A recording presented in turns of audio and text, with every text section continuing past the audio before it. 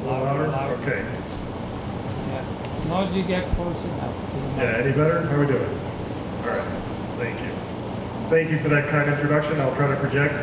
I was just sitting over there by the fan and I couldn't hear anything, so we'll see how this goes. Okay. The USS Revenge was a 71-foot-long schooner armed with 14 6-pound guns. She'd been built in New Orleans in 1806, and her small size and light armament made her most suited for coastal patrols. Normally, the commanding officer would be a master commandant, equivalent to a commander today. But in January 1811, her captain was a 25-year-old lieutenant named Oliver Hazard Perry. He'd been in command since April 1809, so he knew the ship and her crew of about 50 well. He also knew the waters in which Revenge was sailing. Revenge had spent the last 2 years rotating between service in New York, Charleston, South Carolina, and in the triangle formed between Montauk, Nantucket, and Newport. Perry's most recent orders had been to survey the entrance to Narragansett Bay to improve navigation in that area.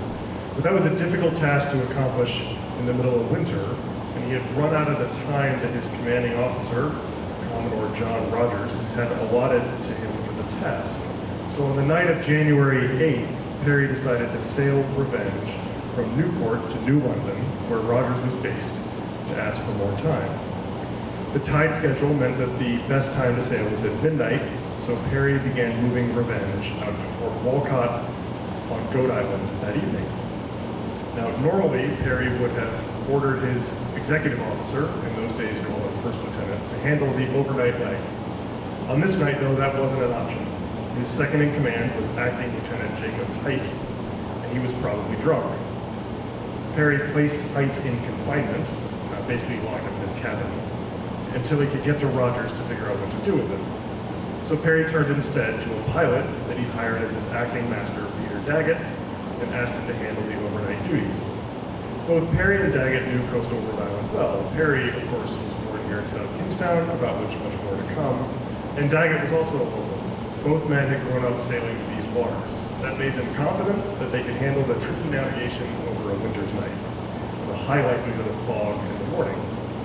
Perry and Daggett decided to take the shortest course to New London, which was to steer between Fisher's Island and Watch Hill, Rhode Island, through what is known as the Race, basically right where the junction of the two states is. First, that meant giving Point Judith a wide berth. Perry gave Daggett those orders and then went to sleep around 1 in the morning, trusting that Daggett knew what he was doing. At 9 o'clock, the leadsman, the man responsible for dropping a lead-weighted line to check to see how much water was under the keel, called out 10 fathoms, which was just 60 feet. Perry, startled, came rushing out of his cabin to the deck. The leadsman then called 5 fathoms, just 30 feet. Perry knew that meant trouble, so he immediately ordered the best anchor dropped. In the fog, it was hard to be certain, but Perry assumed that he was 8 to 10 miles east of Watch Hill Reef. In fact, as the leadsman call suggested, Revenge was on the reef. Worse, it was now high tide again. When Revenge struck the reef, therefore, the water level was going to get worse before it got better.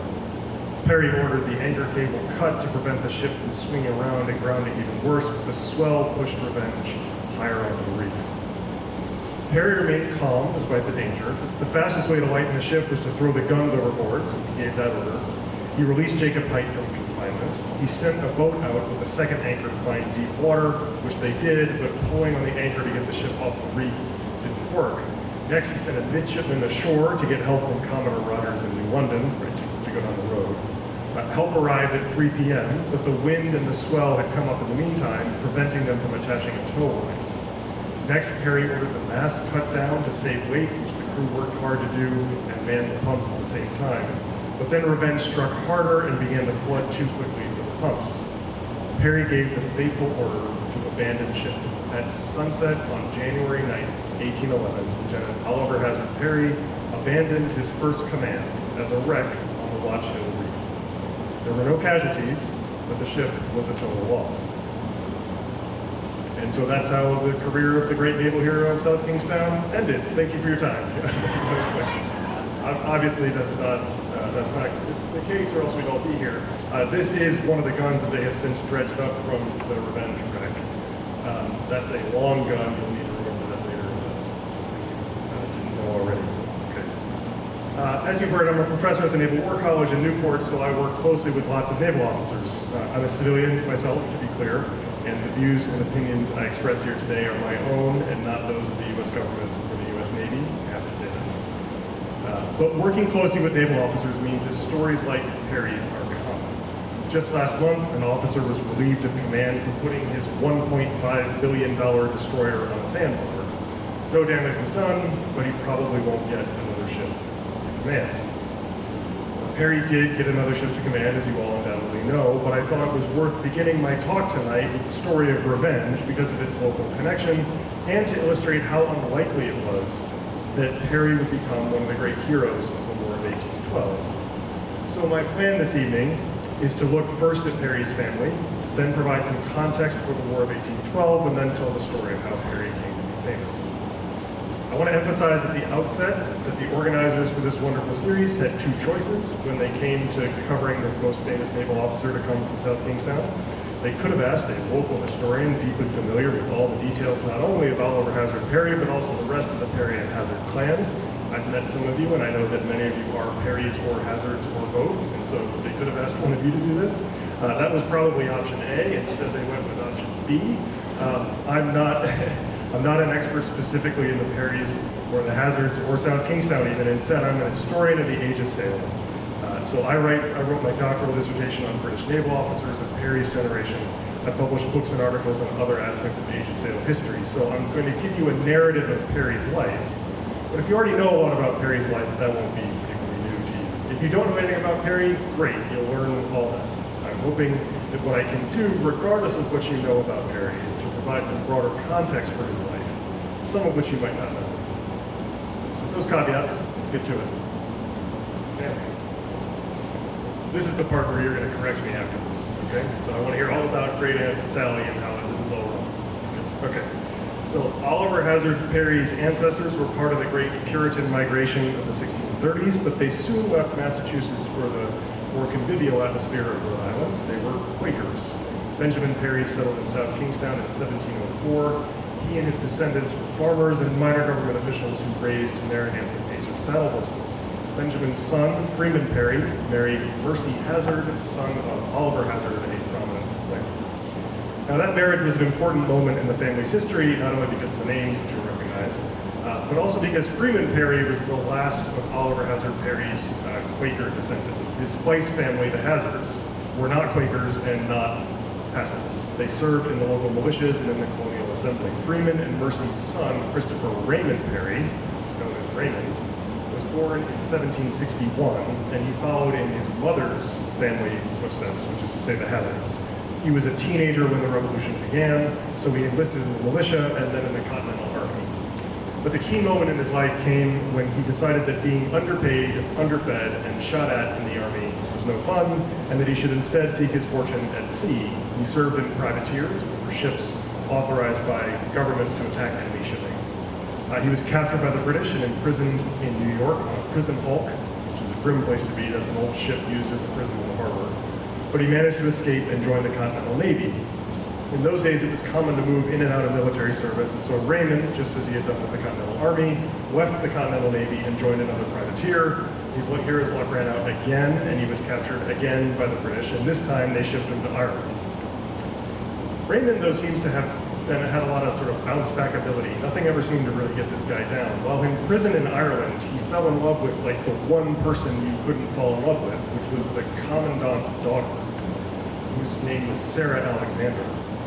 And she was technically his ward. She wasn't a blood relation. Of course, he couldn't act on that love while he was still in prison, so for the second time in his life, he escaped. To get out of Ireland, he impersonated a British sailor, sailed to the West Indies, and from there to Charleston, South Carolina. He was there when the war ended in 1783. Now, trade between the newly founded United States and the former mother country rebounded quickly, so Raymond joined a merchant ship sailing for Ireland right after the war. When the ship began her return voyage, Raymond was thrilled to learn, or possibly he had arranged for this to be the case, I'm not sure, that Sarah Alexander was on the passenger list along with her guardian, the former commandant. That man's name was James Calbraith, and he was traveling with his son, Matthew, for those who know the Perry family. is headed. Raymond and Sarah were married. Sarah was just 16 when the ship landed in Philadelphia. They moved to South Kingstown, probably to the farm just south of here, to live with Raymond's father, and that's where Oliver Hazard Perry was born on August 23rd, 1785. Oliver Hazard was followed by a brother named Raymond in 1789 and a sister named Sarah in 1791. So to recap, Raymond and Sarah Perry had children named Raymond and Sarah. A real creative family, the Perrys. Sorry, no offense to the present company. Oliver, for the first 8 years of Oliver's life, the family lived on the farm in South Kingstown. Oliver grew up surrounded by horses and agriculture, but not for long. Remember how chaotic his father's life had been up to that point. He was a twice imprisoned veteran of both the Army and the Navy, as well as several privateers. While the details of Raymond the Elder's life in this period are sketchy, it's not surprising that in 1793, Sarah, Oliver's mother, decided to move the whole family to Newport. We can guess that Raymond was sailing on merchant ships out of Newport, and therefore it made more sense as a home for the family than rural South Kingstown. Sarah moved into a house in the Point at 2nd and Walnut Streets. To remind you of 18th century Newport, this has all been filled in now, right? This is where the Marriott Hotel is, and this is Long Wharf. The Marriott Hotel is here, and this is the filled in part. So 2nd and Walnut is about there. It was owned by Nathan Hazard. It was a typical two-story gambrel-roofed house with a central chimney, basically like a barn with a chimney in the middle. There are lots of examples of houses like it still in that neighborhood. The family stayed there for 40 years. Another reason to move to Newport was that it gave Oliver and his siblings better educational opportunities. I'm saying that in the high school auditorium here. But, Sarah found a schoolmaster to teach them Greek, Latin, and math. In 1794, Matthew Calbraith Perry was born in Newport, and Sarah used that opportunity to get Matthew, Oliver, and all of the children baptized in Trinity Church, seat of the establishment in Newport. Definitely not Quakers anymore. The family's move to Newport didn't change the basic pattern of the elder Raymond's life. He seems to have been frequently absent, captaining small trading ships. He was a respected figure in town, so he was the first Grand Master of the Masonic Lodge, but he wasn't great with money, by all accounts. There are reports that Sarah Perry and her family were on the fringes of Newport's society. As a ship captain, Raymond was socially respectable, but that didn't always translate into new sets of clean clothes for the kids. That meant when the Adams administration, John Adams administration, decided to refound the U.S. Navy in 1796 to deal with the British, French, and North African attacks on American commerce, Raymond saw an opportunity to get a steady salary for himself by putting himself forward as a candidate for a commission. From just 59 total officers in the early 1790s, the U.S. Navy grew to more than 700 by the end of the decade. Raymond was one of them, using his privateer and merchant service to get himself a commission at the second highest rank in the Navy, post captain. He supervised the construction of a 28-gun frigate being built at Bristol, the General Green. That is not the General Green, but she probably looked roughly like that, obviously not flying British colors, but we don't have a good picture of her, so roughly the same size and shape. The General Green, of course, was named after Rhode Island's own Nathaniel Greene. As an aside, it's worth noting that Secretary of the Navy Benjamin Stoddard specifically ordered Raymond Perry not to recruit any people of color in his group. It's always important to remember that this was an era of explicit white supremacy. But back to Raymond and the ship, another of Raymond's recruits was his son, Oliver Hazard Perry. To get Oliver nominated as a midshipman, Raymond had to write to the Secretary of the Navy and get congressional support from Rhode Island's delegation, which had also helped him get his own commission. Given the demand for new officers in the Navy, Oliver had little trouble getting his midshipman's warrant, which was dated April 7th, 1799. He was 13 years old. Now keep in mind, that was actually a typical age to send a boy to sea. As I mentioned, I've written a book about British naval officers in this period, and 13 was almost exactly the average age for future British officers to become midshipmen. That's because of some particular requirements for sea time in the British system, but it also reflects the fact that a 13-year-old boy is just about old enough to go away from home for a long time. That's why boarding schools tend to start at about that age, right? He can read and write and has a little Greek and Latin and a little math, and now he needs the practical skills of a sailor. What better time in your life to learn than when you're growing into your body? Of course, it helps when your father's your captain, so you're not really that far from home. So in all these ways, Oliver Hazard Perry's path to the Navy was pretty typical. Now, I'm not going to spend too much time on the next decade of Oliver's life, mainly because the key theme in that decade is missed opportunities. There were 3 major deployments, and in each case something went just a little bit wrong from Oliver's perspective. It kept him from participating in famous events or getting promoted at an early age. So again, not the General Green, but that was deployment number 1.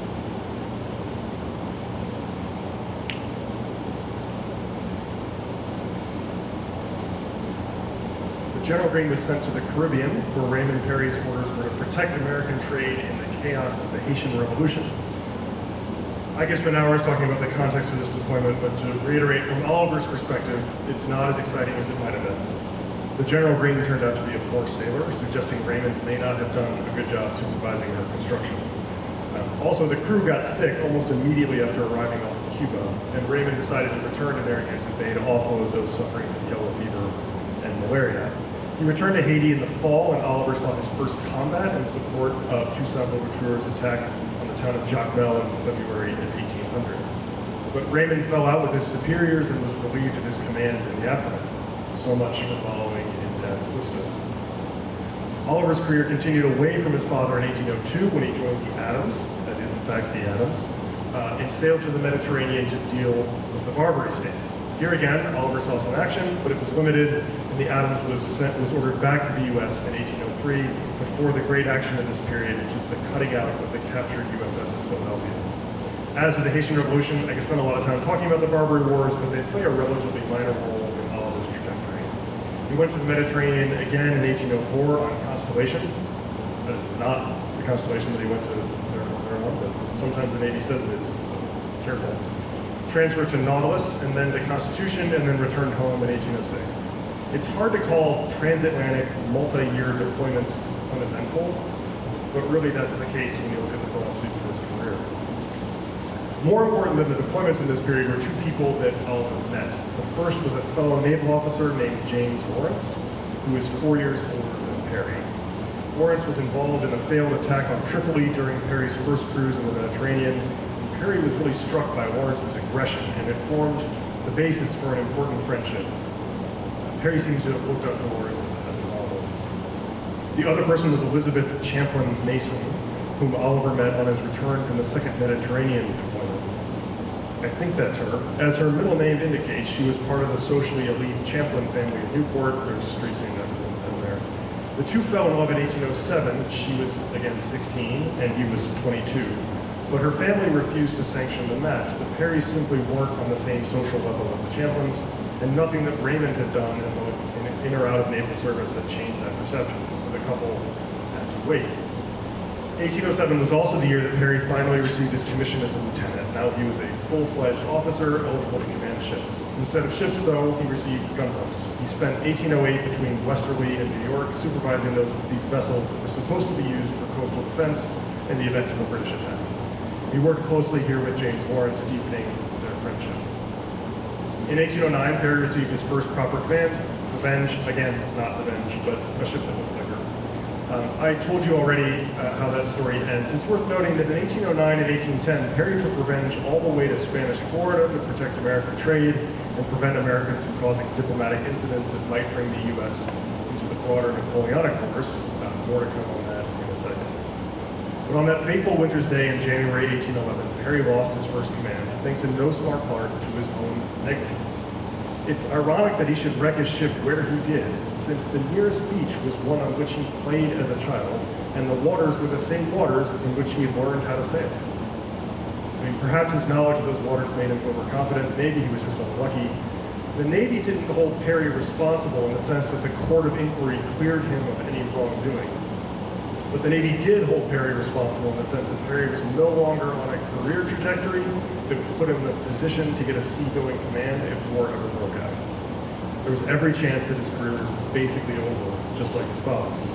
The Secretary of the Navy, Paul Hamilton, sent Perry back to gunboat duty, which was dull and unlikely to lead to glory. 1811 must have been a very difficult year for him professionally.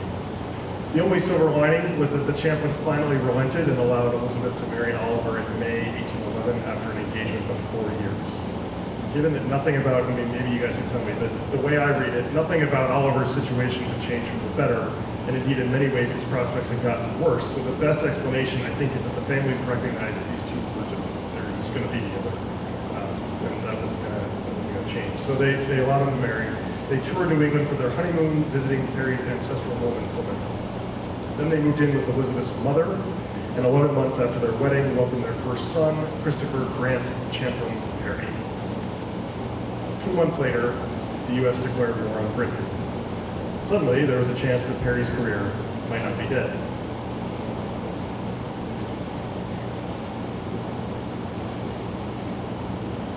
The War of 1812 is one of the most misunderstood conflicts in American history, so I want to take a moment to provide some background.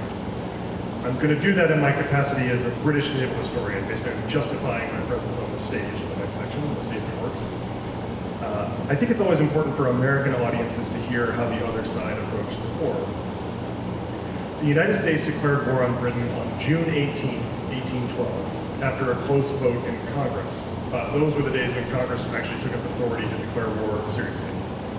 6 days later, so June 24th, Napoleon's army of about 500,000 men crossed the Niemen River into Russia, launching an invasion that changed the course of world history. Do you think it was obvious that one of those events mattered more than the other at the time? I do. Put yourselves in the shoes of British leaders in the summer of 1812. I bet he has nice shoes. He has old money. You've just learned that you're now at war across an ocean against a minor power. That power can't hurt you in any significant way. There's no chance of American troops landing in Wales or anything like that. Meanwhile, undefeated Napoleon is about to knock out the largest land power in Europe, giving him control of the continent from Madrid to Moscow. Yikes. You've been fighting France on and off again for more than 100 years, and intensely for the last 20. The war began in 1792, Britain joined it in 1793, and there's just been one brief 18-month peace since then. Imagine a great power war, a world war, lasting into its third decade. It's hard for me to do that, and I studied it for a living. In 1812, Napoleon seemed to be reaching the zenith of his power. Nothing would have mattered more for the British than that. Why should we care about the British perspective? Well, for one thing, Britain was a great power in 1812, and the United States was not. Here's a side-by-side comparison of Britain and the US across a few metrics to get a sense of their relative power. So you can see the population difference. I hope you can still hear me here.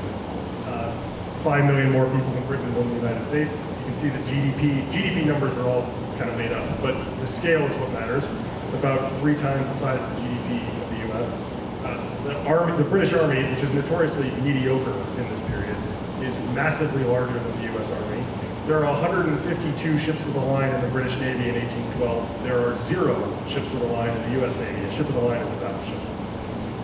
Now, there were some people in Britain who wanted to fight the United States in 1812, but any sane observer and every important member of the British government thought it was insane to start a new war across an ocean when there were far more dangerous issues to deal with in Europe.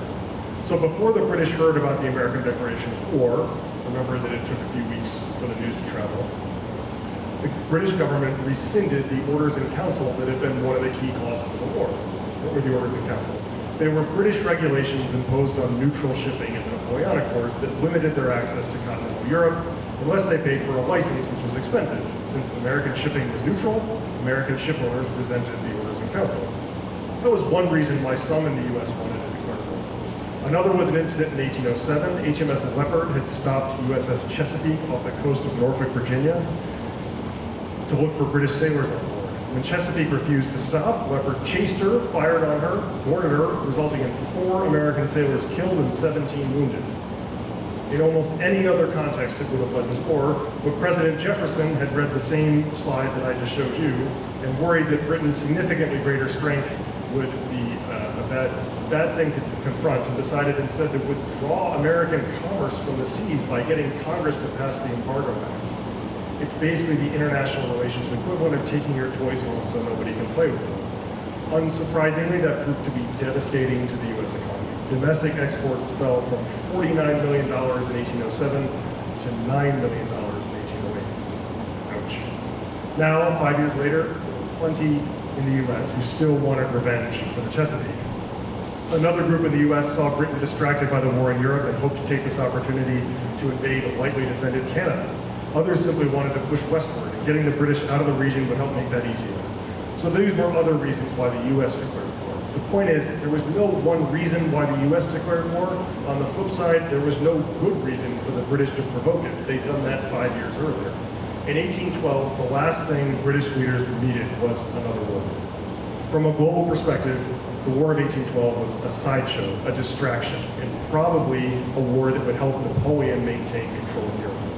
The British could not and did not turn the full might of their military and naval power on the United States in 1812, right? The point is that if they didn't want to fight this war, they didn't try as hard as they could have. They were busy fighting Napoleon. So here's where British forces were in 1811 and 1812. All you need to know, basically, is that the percent of forces in the West Indies, North America, South America, 13%. So a tiny fraction of British sailors are deployed to North America and the West Indies in 1811. And on the Army side, same story. 13% of British forces are in North America. Everybody else is in Europe or the rest of the empire. So the best case from the British perspective was that the U.S. would realize that now the orders in council were rescinded, there was no reason to fight. The British Admiralty ordered its officers to wait to see if there was any chance of peace. As we'll see in a minute, there wasn't. But if there had to be a war, the next best case for the British was that they could fight it with the forces they already had in Canada. They didn't want to actually devote any new resources to this war. A soldier in Canada is a soldier not fighting Napoleon. They had to admit, however, that given that most British troops were in Spain fighting Napoleon and not in Canada, it seemed likely that Canada was a lost cause. And that was just going to have to be okay. The British basically at the beginning of the war say, okay, fine, we're just going to give up Canada, that's it. Nothing mattered more than the European theater against Napoleon. As is so often the case in war, if you've been following the war in Ukraine, you've noticed, it did not go according to anybody's plan. By the end of the year, the U.S. Navy was making the Madison administration look brilliant for having taken on the vaunted Royal Navy. On August 19th, USS Constitution used her superior firepower to capture HMS Guerriere. On October 25th, USS United States used her superior firepower to capture HMS Macedonian and tow her into Newport Harbor. On December 29th, USS Constitution captured and later burned HMS Java. Those were three major victories, and they shocked the world. The three American captains, Isaac Hall, Stephen Decatur, and William Bainbridge, became three of the most famous men in the country.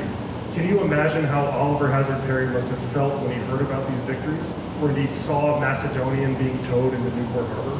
The pride in his country and in his service, but also the jealousy, right? These were his peers, the men he'd served with. He knew Bainbridge and Hall in the Mediterranean, and Decatur's father lived in Newport. Can you imagine how desperate Perry must have been to do what they had done, or at least to join in the fight? The great frigate victories meant that by far the most desirable command for someone in Perry's situation was a brig sailing on the Atlantic seaboard. Perry thought that even though he was on the outs and pretty far down the seniority list, there was a chance that he'd be given command of the brig USS Argus, seen here burning things. Instead, though, the command went to the victorious First Lieutenant of the United States, Perry's friend William Allen. Another blow, more jealousy. What could Perry do? The answer lay far to the west, where the war was not going so well for the United States. It turned out that Canada was not, in fact, ripe for the picking. While the U.S. was winning great victories at sea, the U.S. Army was busy surrendering Detroit, and with it all of Michigan territory. In the winter of 1812-1813, Perry made a point of offering himself for service in the Great Lakes. It was going to be difficult work fighting against steep odds and harsh conditions, but given that the war was going poorly, there was at least a chance of a proper fighting command.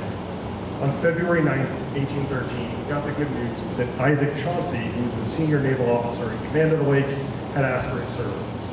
His job was to supervise the construction of a fleet on Lake Erie and then use that fleet to win command of the lake. So I want to take a step back here after I get some water, with Perry poised to head west to survey the Great Lakes theater.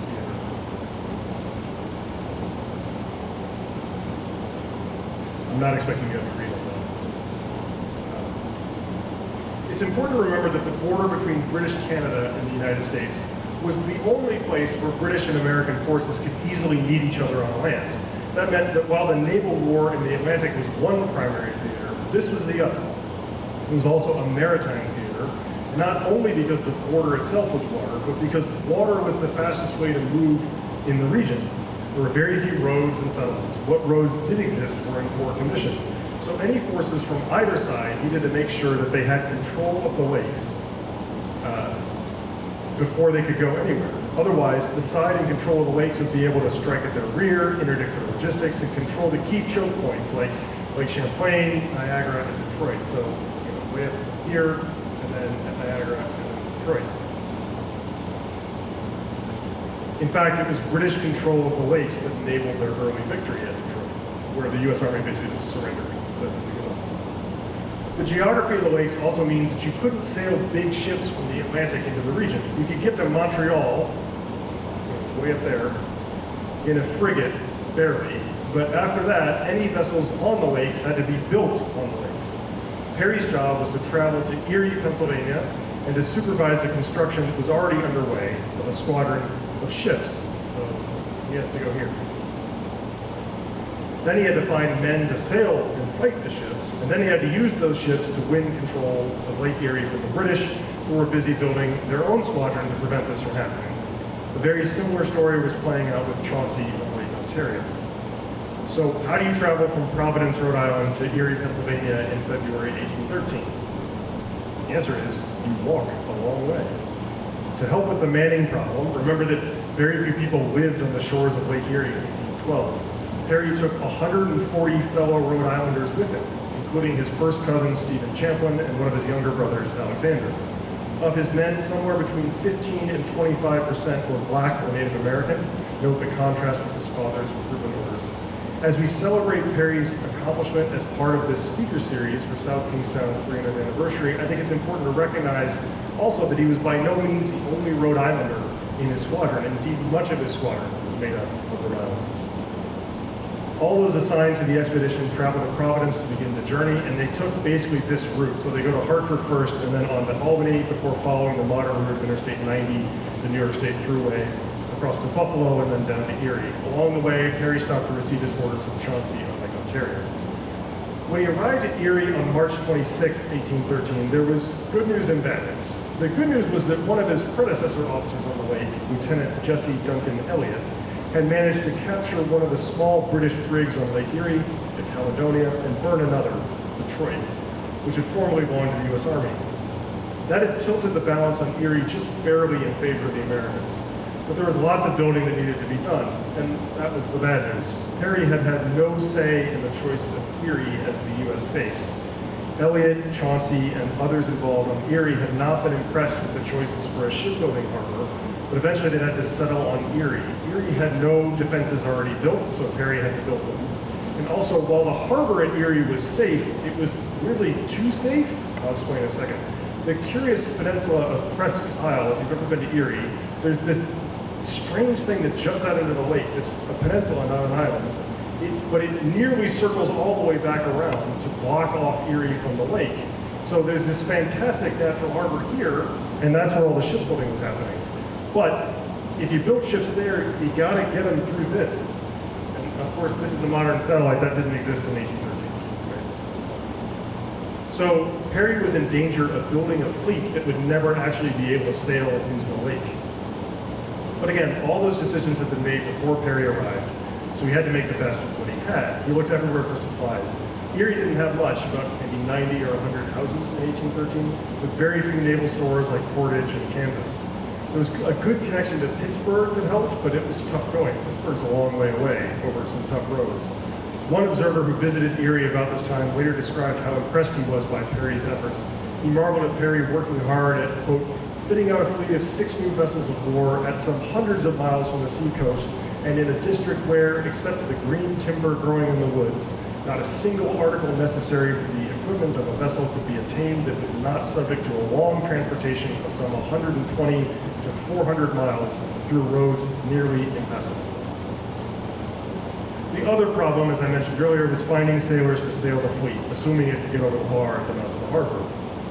Chauncey wanted to keep sailors on Ontario, where he was still locked in a struggle with British forces. He didn't want to give them up to go to Erie. Chauncey's idea was to win superiority on Ontario, then travel to Erie to command Perry's squadron, and then roll up British forces at Detroit and in the entrance to Lake Huron.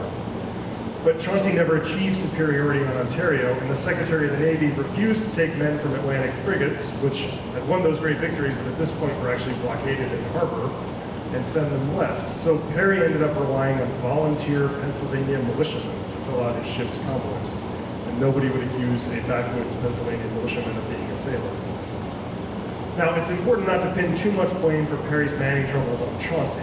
On April 27th, Chauncey conducted an important raid on York, which is modern Toronto here, that destroyed a lot of the supplies that the British commander on Erie, Commander Robert Barclay, depended on to build his own squadron. Also, Perry worked with the Army to conduct a raid on the Niagara frontier, over here, which cut the British supply line from Ontario to Erie on May 27th. That meant that by the time the ships were ready to try to clear the bar, he and Chauncey had done a good job of isolating Barclay's squadron on Erie. Now, what Barclay should have done, and I can say this because Perry thought the same thing, was monitor American building efforts so that the minute Perry tried to get his squadron over the bar at Erie, he could attack. To get a ship over the bar, all of her guns, ammunition, and crew had to be taken out.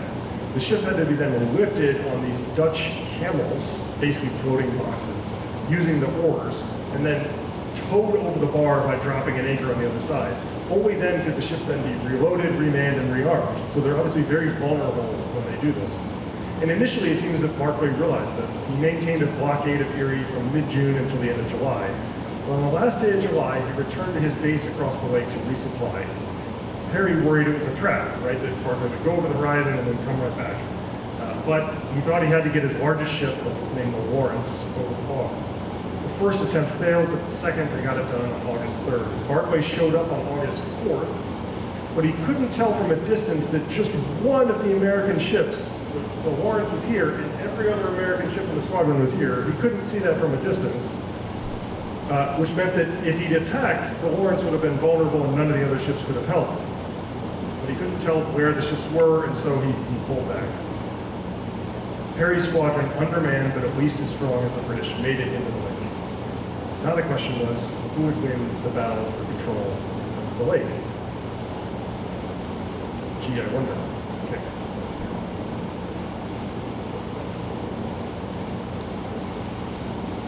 Before we get to the battle, you'll have noticed the name of Perry's flagship. The Lawrence was named for Perry's good friend, James Lawrence, who had recently taken his frigate Chesapeake into action with HMS Shannon just outside Boston.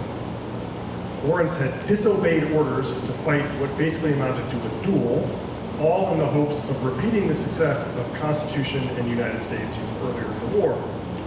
Lawrence made a poor decision. Shannon's captain, Philip Brooke, was one of the most innovative in the Royal Navy, and his crew was highly trained. The same could not be said for the Chesapeake. Shannon made quick work of Chesapeake, disabling her in about 15 minutes. Lawrence was mortally wounded. As he was being carried below, he said, quote, "Don't give up the ship." Fair enough. Well, his crew did, right? Chesapeake was captured by the British and turned into a mall. That's serious. The timbers from Chesapeake are put in a mall in England that you can go visit now, which is a nice way of treating your enemies. Anyways, yeah. In June, hearing about Lawrence's death, Perry decided to ask some seamstresses in Erie to make him a special flag. The day of the battle, on September 10th, 1813, when Perry had tracked Barclay's squadron down on the western end of the lake, Perry unveiled the flag to the crew. Sorry, follow me really much. He's reported to have said, quote, "My brave lads, this flag contains the last words of the brave Captain Lawrence. Shall I hoist it?" "Aye, aye, sir," they replied and gave 3 cheers. He told them then that the flag should not be hauled down again. Remember that word. A cheer rose along the American line as the other ships in the squadron saw it. We're going to keep that flag in mind as we explore the war. Now, I've skipped over lots of details about how the British and American squadrons came to face each other at Put-in Bay on the western end of the lake. The key things to understand, though, can be found in the balance of forces. Okay, so, we'll go line by line. Ships and brigs are bigger than sloops and gunboats, and each side has about 3 larger ships or brigs. Depends on the rig and how many masts they have, but they're the larger ships. The Americans have more gunboats, so there's a superiority there with the number of ships. But each gunboat carries usually one gun, or maybe one or two. So it's not a huge deal to have more of those. The British have double the number of long guns. Remember, you saw that gun being dredged up from the Revenge earlier. A long gun is good at throwing a shot a long ways, but they throw lighter shot in order to throw them farther. And so they are very powerful at a distance, but less powerful up close than carronades. Carronades here, where there's a clear American superiority, are basically like shotguns. So they throw very heavy shot, but not very far. So if you get close, they're very effective, but at a distance, they're no good. So the American weight of shot that they can throw is significantly greater than the British. Significantly greater than the British. And but the question is, could the British keep the Americans at a distance, or could the Americans close the distance to take advantage of their superiority? That's the real tactical question of the battle, right? Perry was impatient and nearly blew it, is the most important thing to take away from this. Not only did he begin the battle to leeward, tacking back and forth into the wind, so that's what's happening over here. The wind is going in the wrong direction, and he's never going to catch Barclay if he's doing this. So he's sort of like attacking, but it's clear that it's not going to work, so it's sort of a lost cause. But then the wind shifted in his favor at 10 a.m., and suddenly he had the weather gauge, so the wind was behind him, and he could go sail and attack Barclay. But all that maneuvering meant that his squadron was really strung out. It was always difficult to stay together in the age of sail, since every ship handled a given wind in a slightly different way, and every ship sailed at a slightly different speed. But even if there were good reasons for it, Perry's squadron was dangerously exposed when the shooting began at about 11:45. So 4 British ships were able to concentrate their fire on Lawrence. It's hard to see in this diagram, but basically the General Hunter, Queen Charlotte, Detroit, and Chippewa can all fire on Lawrence, while the rest of Perry's squadron hasn't yet made it into the battle. So that's how the battle started. Niagara is the other big ship in the American squadron. Could probably have moved more quickly to support the Lawrence, but for whatever reason, the captain, Lieutenant Elliott, you remember, didn't. Okay. So Lawrence suffered 4 British ships firing into her for almost 3 hours. All of the guns on board Lawrence were knocked out of action. Blood ran across the deck. Casualties were carried below. It was, by all accounts, a defeated and shattered ship. On Niagara, Lieutenant Elliott was watching from a distance, sort of not engaging as closely as he could have. What he should have done was order Niagara forward, either to break the British line behind Queen Charlotte, which would be here, or to at least support Lawrence in some way. Only once he thought Perry must have been killed on Lawrence did Elliott begin to move his ship forward. And at that moment, Perry decided to give up his ship. He didn't surrender, though. Instead, he hauled down the "Don't Give Up the Ship" flag and got in a small boat to row over to Niagara. This is the famous painting of that incident. The flag is on board with Perry there. When he rowed over to Niagara, he then took command of the ship from Elliott. Back on the Lawrence, the officers who were still alive decided to surrender her, otherwise known as giving up the ship, just to be clear, causing the British to cheer on the assumption that the battle was over. But instead, at 2:40 p.m., this. Perry had maneuvered Niagara to the head of the American column and was aiming for the bow of Detroit, Barclay's flagship. So Perry's now here and is aiming for there. At this point, Barclay, the British commander, suffered a wound and had to go below. His second in command, Lieutenant George Inglis, tried to wear the ship to prevent Niagara from breaking. So basically to turn that way and wear away from Niagara. Because if Niagara gets to here and crosses the T, that's very bad for Detroit. The problem was he didn't tell Queen Charlotte what he was doing, and that caused the 2 British ships to collide at about 3 p.m. So Detroit and Queen Charlotte collided, and now the other American gunboats finally came up, while Niagara was able to use those carronades that I talked about earlier to pour fire into the tangled British ships, and the British surrendered the entire squadron. The battle was over. So Perry had won a famous victory, and now the U.S. had control of Lake Erie. It had been an extraordinarily bloody day. Elliott went on board Detroit to accept the British surrender, but slipped on the bloody deck before he could do so. The next time that Perry saw him, he thought he'd been wounded because of all the blood all over his uniform. The total casualties maybe don't sound so bad in raw terms, but to remember how small these squadrons were. 27 American killed, 41 British killed, and 189 total wounded. That means that about 1 in 4 participants in every ship, the total squadrons, were killed or wounded. Amid the cleanup and mourning and chaos and aftermath, Perry found the back of an old envelope and wrote a now famous note to General William Henry Harrison, the future president, commanding U.S. Army forces poised to take advantage of the Navy's command of the lake. Sorry for this terrible reproduction, but dear General, we have met the enemy and they are ours. Now, most people stop at that point, but there's a reason that that sounds funny. There's a colon that comes next and he lists what is ours. What is ours are 2 ships, 2 brigs, 1 schooner, 1 sloop. Yours with great respect and esteem, O.H. Perry.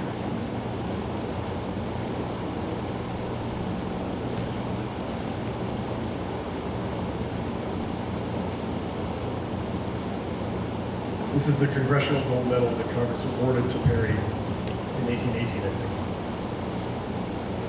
So what did Perry accomplish and why did it matter then? Why does it matter now? For the last part of the talk, I'm relying on research I did for my latest book. Again, I'm trying to plug reasons for me to be up here. Which looks at the end of the Napoleonic Wars from a British perspective. I hope you check it out. Some copies of it. In the War of 1812, command of Lake Erie enabled Perry and Harrison to recapture Detroit from the British and defeat Tecumseh's Confederation. That meant that by the end of 1813, the war entered a precarious stalemate. On the Atlantic seaboard, the American frigates that had been so successful were now bottled up by the arrival of superior British forces. So that's what this dotted line is here. That's the British blockade across the entire American seaboard. Remember what happened to the Chesapeake under Lawrence. American privateers, however, were having lots of success preying on British merchant shipping as far away as the Irish Sea. That put pressure on London to win the war. But Perry and Harrison's victories meant that the British had no hope of attacking in the Erie or Huron regions, so they had to look downriver to the east, basically, that way. The governor of Canada began preparing an attack in that region in the winter of 1813-14. In other words, Perry's victory secured Ohio and Michigan for the United States and shifted the point of the next British attack to the east and to other theaters, as we'll see. So that's why it mattered immediately in 1813. But back in Europe, Perry's victory didn't matter at all. But Napoleon's retreat from Moscow did. The sudden collapse of Napoleon's power across 1813, culminating in his defeat at the Battle of the Nations in October 1813 near Leipzig, meant that there seemed to be a chance to remove him from power in early 1814. Remember, this is what most of the world cares about. In March 1814, a Russian army marched into Paris, 100,000 men strong, which, put your Cold War lens on, or even today's lens, is a shocking image. Napoleon abdicated the next month. After all, there were Russians in Paris. That freed up British forces to focus on the U.S. Finally, imagine what that must have looked like to Madison's administration. You've successfully fought the British to a draw. You won on the lakes, thanks to Perry, but you're bottled up in the Atlantic. But they haven't really been paying attention. What's going to happen when the British actually start trying? The British attacked on 3 fronts. First, in the north, as mentioned, up here, but it stalled out at the Battle of Plattsburgh. The U.S. Army was beginning to atone for its earlier mistakes. Second, in the Chesapeake, here, they come up there. The British burned the White House, but were turned back at Baltimore. That's the origin of the Star Spangled Banner, of course. Perry actually participated in the defense of the Potomac and the Chesapeake on land, commanding shore batteries, because the ship that he'd been given to command, thanks to his victory, hadn't yet been built. But I didn't focus much on it because it didn't see much action, and it wasn't a big part of the story. Third, British attack is in the south. An amphibious assault on New Orleans from the Caribbean that Andrew Jackson defeated at New Orleans. The Prime Minister, Lord Liverpool, looked at the state of the war in the fall of 1814 and offered the Duke of Wellington, the leading British soldier in the world, command of all the forces in British North America. Wellington told him, though, that without command of the Great Lakes, there was nothing he could do. In other words, one of the greatest soldiers of his age saw the significance of Perry's victory.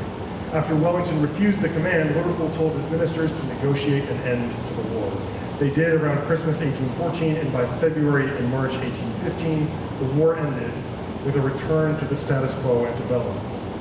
In other words, nothing had changed.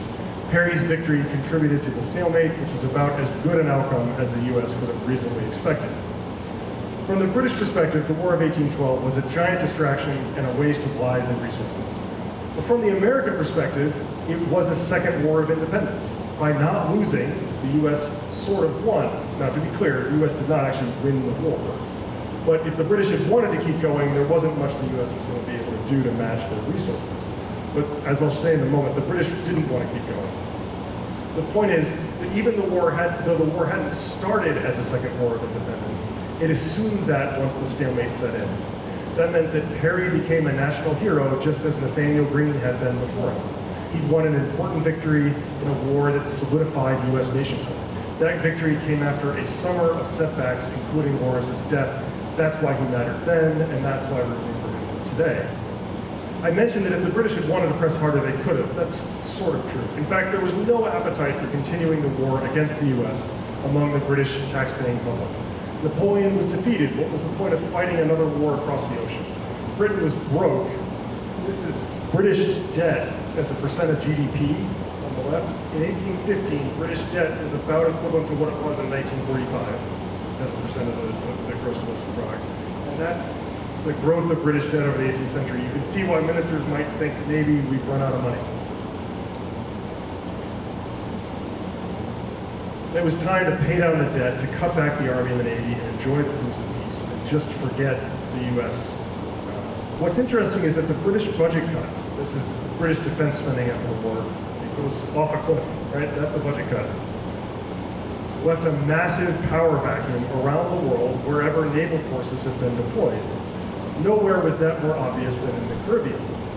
You may remember that while all these wars were going on, the entire continent of South America, as well as Central America, was undergoing its own revolutions against Spanish and Portuguese imperial rule.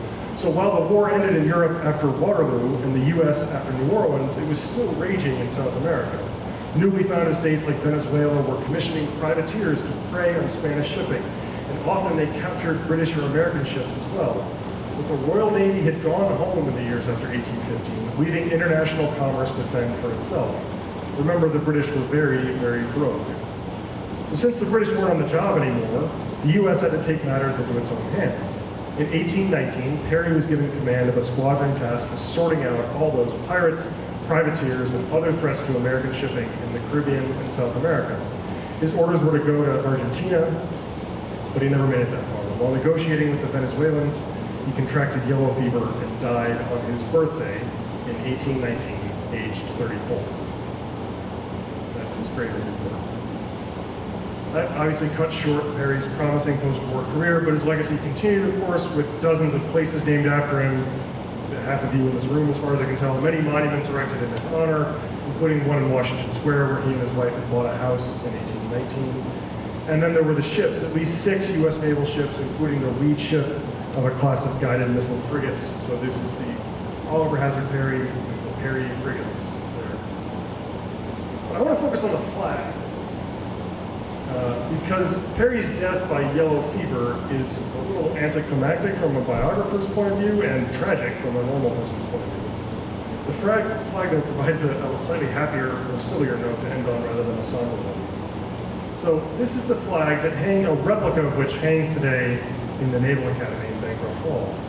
This is the Chief of Naval Operations, Admiral Michael Kilday, just this summer, during the recent change of command ceremony. So he's handing over being Chief of Naval Operations, the senior U.S. naval officer, to the acting Chief of Naval Operations, Admiral Franchetti.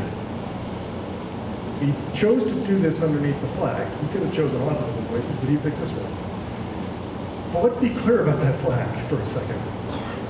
James Lawrence disobeyed orders, and then, after uttering those words, gave up his ship. Then Perry flew the flag, said it should never be taken down, took it down, gave up his ship, but still won a great victory. That's at least 2 levels of irony embedded in the flag.